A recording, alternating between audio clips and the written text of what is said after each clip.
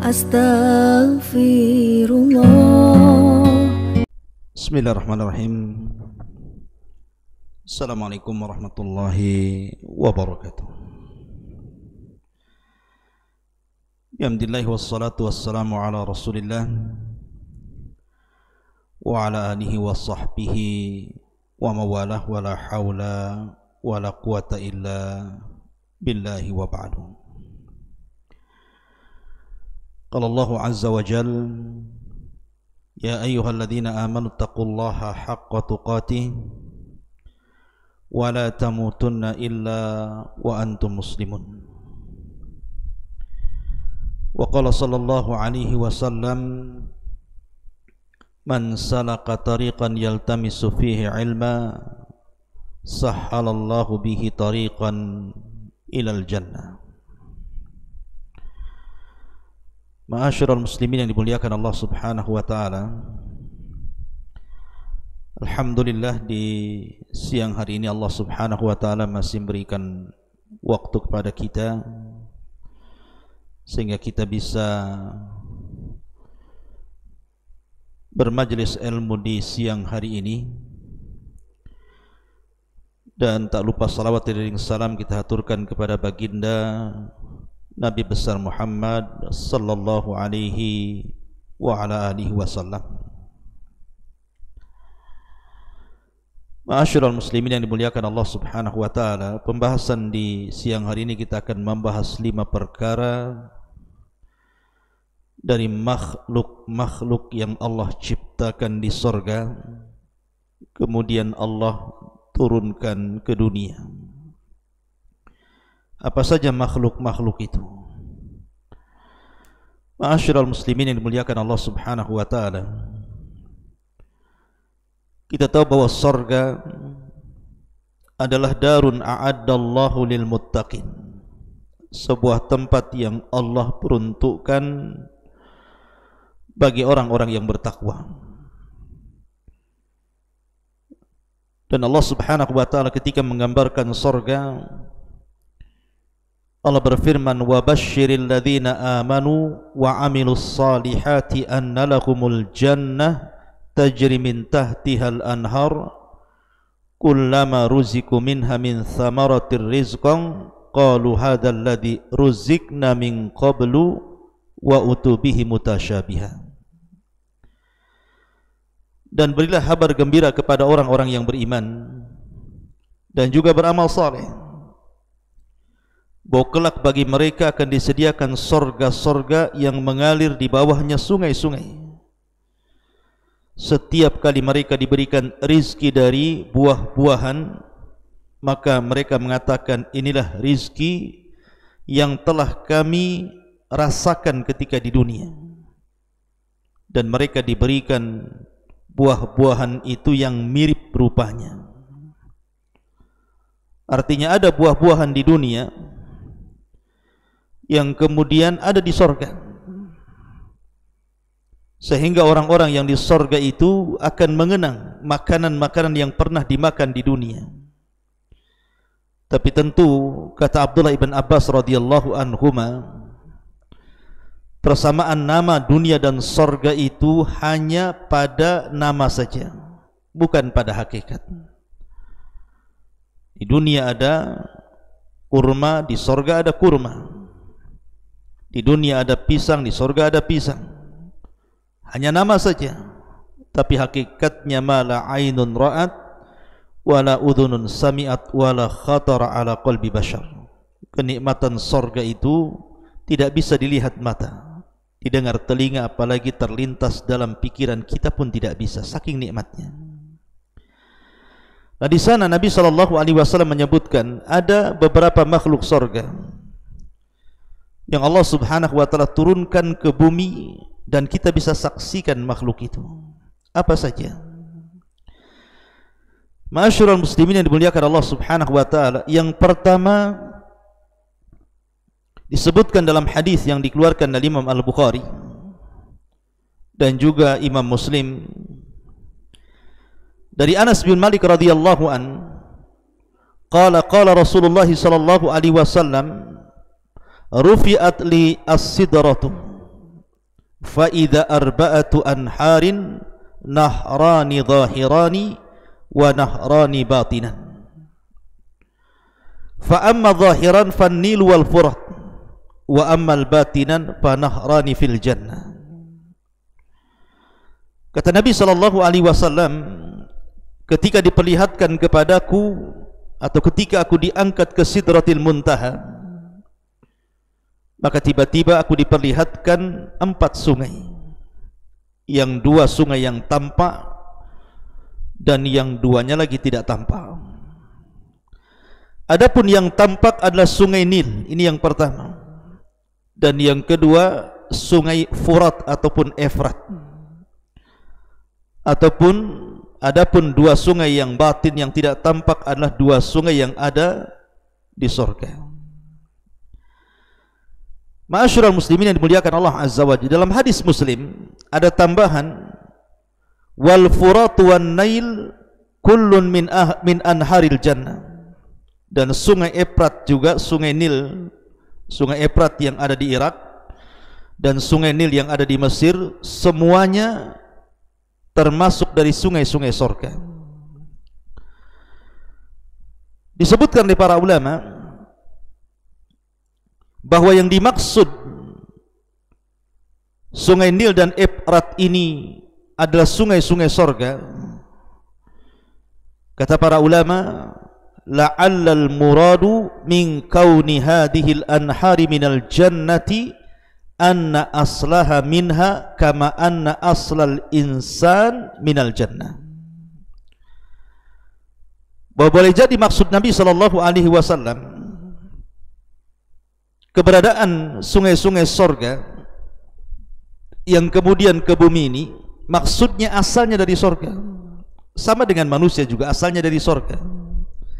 Adam alaihi salatu wassalam pernah hidup di surga. Allah subhanahu wa ta'ala berfirman, uskun anta wa zawjukal jannah. Masuklah engkau wahai Adam dan juga bawa pasanganmu Hawa ke dalam surga. Maka Adam pernah menetap di surga dan merasakan kenikmatan yang luar biasa, tetapi karena dosa yang dilakukannya, Adam alaihi salatu wassalam akhirnya kemudian dikeluarkan dari surga. Ukhruj minha, dalam ayat Allah mengatakan dalam surah Al-Baqarah, Allah subhanahu wa ta'ala berfirman tentang masalah Adam dan Hawa yang dikeluarkan dari surga. Allah mengatakan, ihbitu minha, turunlah kalian semua dari surga. Ma'asyiral muslimin yang dimuliakan Allah subhanahu wa ta'ala, jadi sungai Efrat yang pertama dan juga sungai Nil boleh jadi asalnya dari surga, dulunya dari surga, kemudian dialirkan ke dunia. Dan itu sebagaimana pendapat Al-Imam An-Nawawi rahimahullahu ta'ala. Ma'asyiral muslimin yang dimuliakan Allah Azza wa Jalla, adapun yang dimaksud 2 sungai yang batin yang ada di surga, tentu yang dimaksud adalah Al-Kautsar, yang Allah subhanahu wa ta'ala firmankan, inna a'tayna kal kautsar. Ini yang pertama. Dan yang kedua, sungai Efrat dan juga sungai Nil. Kemudian yang ketiga, maqam Ibrahim. Maqam Ibrahim artinya tempat berpijaknya kedua telapak kaki Ibrahim alaihi salatu wassalam. Dan itu disebutkan dalam hadis Nabi sallallahu alaihi wasallam dari Abdullah ibn Amr radhiyallahu anhuma, dia mengatakan, sami'tu Rasulullah sallallahu alaihi wasallam yaqul, inna ruknan wal maqama yaqutatani min yaqutil jannah. Sesungguhnya rukna itu maksudnya Hajar Aswad, dan juga maqam, keduanya adalah mutiara dari mutiara-mutiara surga. Tamasallahu nurahuma, Allah subhanahu wa ta'ala padamkan cahaya keduanya. Walau lam yatmis nurahuma la adha'ata ma bainal masyriqi wal maghrib. Kalaulah Allah subhanahu wa ta'ala tidak hilangkan cahaya dari Hajar Aswad dan Maqam Ibrahim, tentu dari ujung barat dan timur akan terang benderang. Cahayanya akan meliputi ujung timur dan juga ujung barat. Makam Ibrahim ada yang mengatakan dahulunya adalah menyatu dengan Ka'bah. Dan subhanallah, di masa jahiliyah ketika orang-orang menyembah berhala dan berhala ditengger-tenggerkan di sekitar Ka'bah, Allah takdirkan tidak ada satupun orang-orang jahiliyah yang menyembah makam Ibrahim. Padahal makam Ibrahim itu ada melekat di Ka'bah. Tentu ini ada hikmah. Karena kalau seandainya makam Ibrahim sempat disembah oleh orang-orang jahiliyah, kemudian sekarang jadikan sunnah tawaf orang solat di belakang makam Ibrahim, tentu orang-orang akan mengatakan, lihat, Islam persis dengan jahiliyah menyembah berhala. Tapi Allah sucikan benda itu sehingga tidak ada orang-orang jahiliyah yang menyembah makam Ibrahim. Mereka hanya menyembah berhala yang bertengger di sekitarnya saja. Dan di zaman ketika Umar bin Khattab radhiyallahu an tawaf bersama Nabi SAW, maka Umar bin Khattab kemudian meminta kepada Rasul, bagaimana kalau seandainya makam Ibrahim kita geser saja sedikit dari Ka'bah dan kita jadikan tempat solat bagi orang-orang yang tawaf. Akhirnya kemudian ucapan Umar bin Khattab radhiyallahu an menurunkan wahyu, wattakhidhu min maqami Ibrahim musalla, sehingga makam Ibrahim itu menjadi tempat solat sunnah di belakangnya bagi orang-orang yang melaksanakan tawaf di Ka'bah. Lah makam Ibrahim maksudnya mutiara yang terdapat pijakan kaki Nabiullah Ibrahim alaihi salatu wassalam itu asalnya dari surga. Kemudian juga yang keempat, Al-Hajarul Aswad. Nabi SAW bersabda dalam hadis Abdullah bin Abbas radhiyallahu anhuma, kata Nabi SAW, nazal al-hajarul aswadu minal jannah wa huwa ashaddu bayadan minal labani fasawadathu khataya bani Adam. Allah Subhanahu wa taala menurunkan hajar aswad dari sorga. Dulunya hajar aswad ini jauh lebih putih warnanya dibandingkan susu, tapi menjadi hitam karena dosa Bani Adam. Abdullah bin Amr radhiyallahu an mengatakan, Al-Hajarul Aswadu min hijaratil jannah. Sesungguhnya hajar aswad itu adalah batu dari batu-batu surga.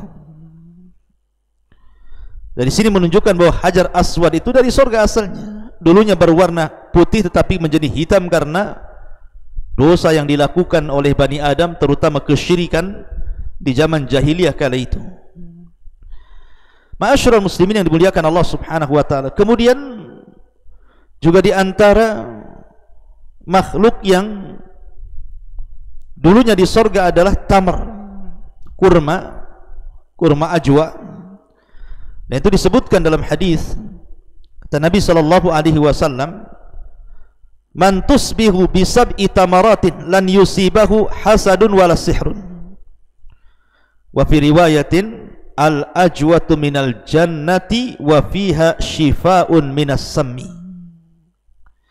Wa fiha shifaa'un minas summi. Barang siapa yang di pagi hari seseorang memakan 7 butir daripada kurma ajwa, maka tidak akan tertimpa padanya hasad dan juga sihir.